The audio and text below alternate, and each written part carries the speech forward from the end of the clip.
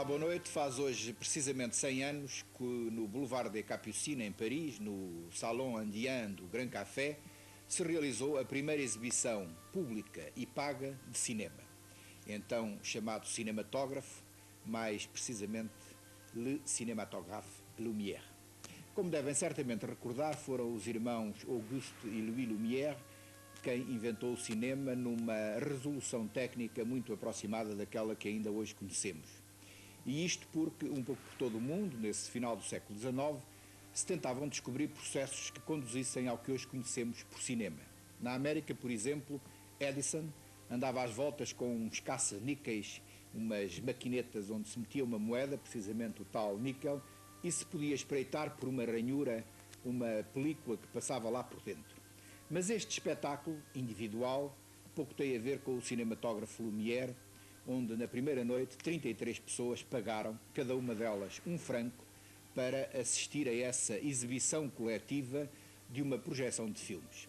Por isso, a data do aparecimento público do cinema ficará para a história como sendo a do dia 28 de dezembro de 1895. Não foi, no entanto, nenhum dos irmãos Lumière quem projetou o grupo de 10 títulos que constituíram essa primeira sessão. Foi o pai deles, Antoine Lumière, quem deu à luz o invento perante uma ainda reduzida plateia, onde curiosamente se encontrava Georges Méliès, que ficou deslumbrado com o que viu. A família Lumière não acreditava muito no futuro do cinema. Para eles tratava-se de uma invenção, sobretudo de cariz popular, que teria quanto muito 6 meses ou 1 ano de vida, com os lucros correspondentes se fosse bem explorada, de forma intensa e sempre sob patente que impedisse o seu indevido aproveitamento por outros. Méliès, um homem ligado ao espetáculo e à magia, teve, todavia, uma visão diferente, imaginando um futuro bem diverso para aquela invenção que acabava ele próprio de descobrir. Naquela sessão do dia 28 de dezembro de 1895, definiram-se desde logo, ainda que de forma muito rudimentar, as duas vias por que o cinema se ia desenvolver. O documentarismo, ligado ao que os Lumières apresentavam, que eram pequenos filmes num único plano com cerca de 50 segundos cada, testemunhando um acontecimento real, e a ficção, que Méliès imaginava já, ir fabulando histórias e introduzindo uma componente mágica através de complexas trocagens que foram os antepassados dos nossos atuais e muito sofisticados efeitos especiais. É evidente que tudo isto se diz aqui de uma forma muito concisa, pois se eu fosse mais preciso e mais rigoroso, teria de concluir que os próprios irmãos Lumière, logo na primeira sessão de cinema, nos mostraram filmes abertamente documentais, mesmo filmes de reportagem, ao lado de outros que comportavam já uma óbvia encenação e que, por isso mesmo, apesar de serem feitos num único plano, eram ficção, isto é, uma recriação da realidade.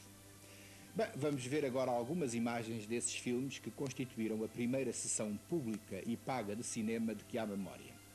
E comecemos pelo cartaz que anunciou o evento, passemos por imagens reconstituindo a sessão e fiquemos agora em algumas fotografias retiradas dos 10 filmes que preencheram essa soirée. A saída dos operários da fábrica Lumière foi o título inaugural. Seguiu-se o volteio, a pesca dos peixes vermelhos, uma cena familiar, vindo depois a primeira reportagem da história do cinema, o desembarque em Lyon dos fotógrafos congressistas.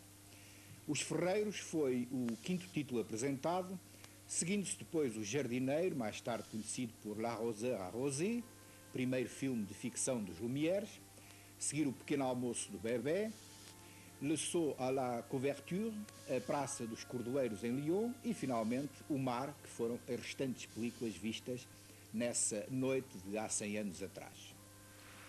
Um pouco menos de meia hora durou a sessão que agora se recorda e a cujas comemorações a TVI se associa. Depois de, ao longo de todo o ano, esta estação ter realizado diversas manifestações e dedicado grande parte da sua programação ao cinema, e sempre que possível ao bom cinema, a TVI principia agora uma longa maratona cinematográfica que procura homenagear esses pioneiros que, para nosso prazer, inventaram a 7ª arte e, simultaneamente, mostrar também a vitalidade de um meio de comunicação e de uma forma de expressão artística que transformou para sempre o rosto da nossa civilização. Sem o cinema e sem tudo aquilo que dele derivou posteriormente, como a televisão, a que estão agora a assistir, por exemplo, o nosso mundo seria totalmente diferente. E diferente de uma forma absolutamente impensável. Na verdade, é-nos difícil imaginar o que seria um mundo sem a comunicação audiovisual, aquela que hoje, para o bem e para o mal, nos domina, nos condiciona em cada minuto que passa. Por isso se torna cada vez mais imperioso chamar a atenção dos poderes públicos para a importância de educar os jovens para o audiovisual, tal como se educa para a escrita ou para a música. Hoje é indispensável saber ler e escrever, mas também saber ouvir e ver os sons e as imagens que continuamente nos rodeiam, desafiando o nosso prazer estético, mas também, na sua maioria, agredindo a nossa sensibilidade e a nossa inteligência. No dia em que se comemoram os 100 anos do cinema, é imperioso também desafiar as instâncias superiores para esta realidade, para lá adentoar as ossanas da ocasião. E posto isto, recordemos o programa das festas que a TVI organizou para seu deleite durante as próximas 72 horas. Hoje iremos ver dois filmes que recordam dois monstros estragados do cinema americano, sobretudo o seu período mudo. Charlie Chaplin, cuja vida e obra iremos acompanhar já de seguida numa biografia romanceada dirigida por Richard Attenborough, e David Wark Griffith, que será uma das personagens de Bom Dia Babilónia, dos irmãos Taviani, onde o nosso Joaquim de Almeida surge ao lado de Vicente Spano. Amanhã à noite principia com uma obra-prima da neozelandesa Jane Campion, O Piano, com um elenco de primeira grandeza, devidamente oscarizado, e de que fazem parte, por exemplo, Holly Hunter, Anne Paquin, Harvey Keitel e Sam Neill. A seguir, outra obra de exceção, com mais 3 Oscars a abrilhantar o evento, Drácula, de Bram Stoker, a mais fiel adaptação do célebre romance de Bram Stoker, levada a efeito por Francis Ford Coppola, com outro fabuloso grupo de atores, Gary Oldman, Winona Ryder, Anthony Hopkins, Keanu Reeves e Tom Waits.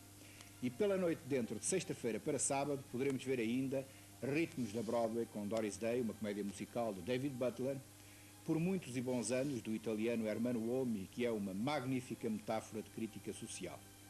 E a noitada continua ainda com Anatomia de um Realizador, um excelente documentário sobre um dos maiores cineastas do cinema norte-americano, o austríaco Otto Preminger, e já pela manhã, para os mais novos, teremos Buxistica.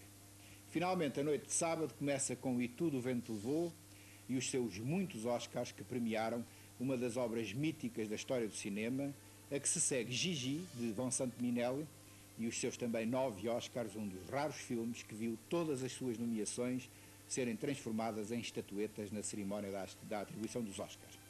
É um triunfo merecido para um dos mais belos musicais da história. 100 anos depois, o cinema aí está em toda a sua glória e esplendor. Foi com muito amor ao cinema e também a si, nosso espectador, que a TVI preparou este programa especial.